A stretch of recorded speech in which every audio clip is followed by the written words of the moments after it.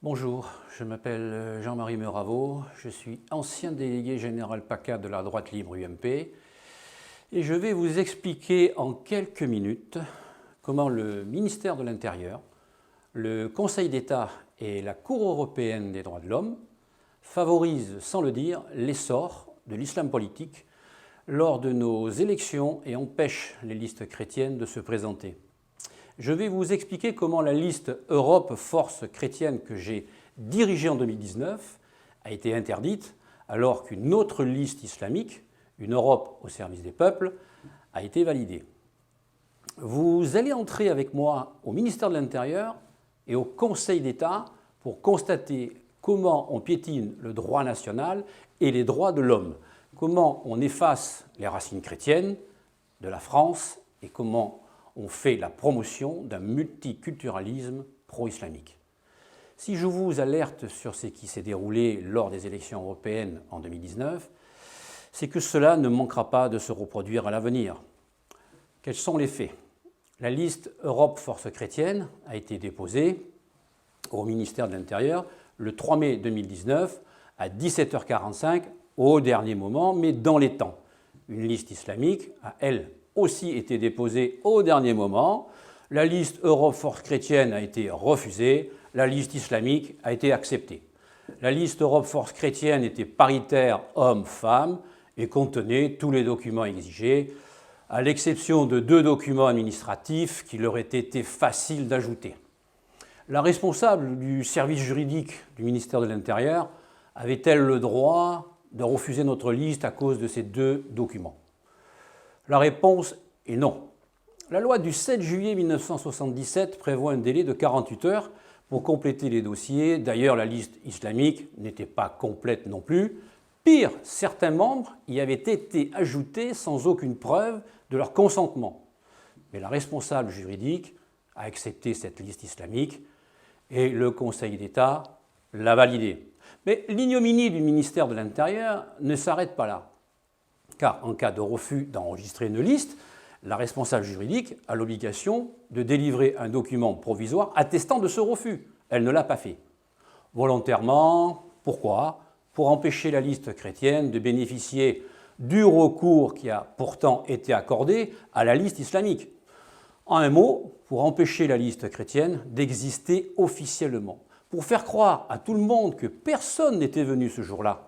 Sauf que les représentants d'Europe Force Chrétienne se sont présentés à 17h42 au ministère de l'Intérieur. L'horaire est précis, n'est-ce pas? Il a été enregistré par l'officier de sécurité à l'accueil.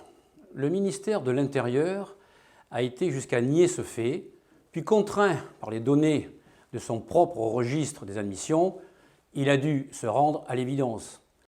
A-t-il justifié pour autant son refus d'enregistrer la liste chrétienne? Non. Il y avait 4 personnes représentant notre liste ce jour-là, 4 témoins. Leurs témoignages ont-ils été pris en compte? Non. J'ai dépêché un huissier pour consigner ces faits dans un procès-verbal. Ce procès-verbal a-t-il été pris en compte? Non. Je ne suis pas partisan de la théorie du complot, mais reconnaissez que ça y ressemble tout de même un petit peu. Mes colistiers et moi-même ne nous sommes pas arrêtés là. Nous avons saisi le Conseil d'État face à cette injustice flagrante.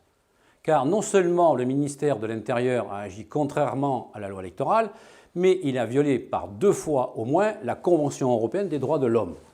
Violation du droit des élections libres, l'article 3 du protocole numéro 1, et violation du droit à un recours effectif, article 13. Qu'a fait le Conseil d'État d'après vous? Rien. Il a validé la liste musulmane, mais pour nous, chrétiens, il s'est contenté de refuser, sans les réfuter, toutes les preuves et les déclarations sous serment des témoins, y compris le procès-verbal de l'huissier, sans même les étudier de manière effective. A-t-il motivé sa décision en droit et en fait, comme il est d'usage de le faire? Non.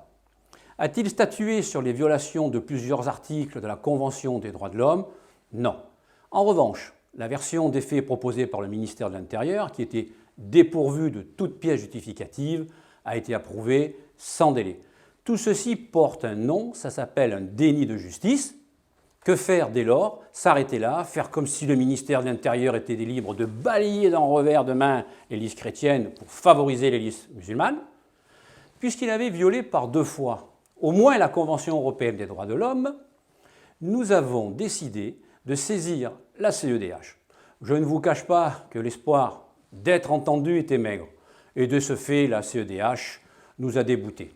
Sans même se pencher sur notre dossier, mais que pouvions-nous attendre d'une institution dont nous savons désormais, grâce au juriste Grzegorz Pupenk, expert auprès du Conseil de l'Europe, qu'elle est financée par des milliardaires promoteurs du wokisme? Qu'attendre d'une institution qui dicte leur conduite aux pays d'Europe, à la France forcée de se soumettre aux théories du genre, à la Hongrie forcée d'abolir la perpétuité même pour les criminels les plus dangereux, à l'Autriche forcée de légaliser l'adoption par les couples homosexuels, ou encore à la Grèce forcée de valider l'application de la charia. Pendant ce temps, la Commission européenne crée des directives qui exigent de bannir des textes européens l'utilisation du mot Noël ou de ne plus utiliser les prénoms chrétiens tels que Marie ou Jean dans les exemples à donner, ou encore de faire la promotion du voile islamique comme symbole de liberté pour les femmes. C'est un processus d'invisibilisation des chrétiens qui est à l'œuvre, auquel s'ajoute la promotion des cultures étrangères, islamiques, africaines et autres. À nouveau, ne cherchez pas de théorie du complot, il n'y en a pas. Il y a juste une volonté délibérée, une volonté politique forte d'effacer plus de 1000 ans de civilisation chrétienne. Notre message est simple, soyez vigilants lors des prochains scrutins, car ils vont être déterminants, soit pour sauver notre civilisation, soit pour continuer de la détruire.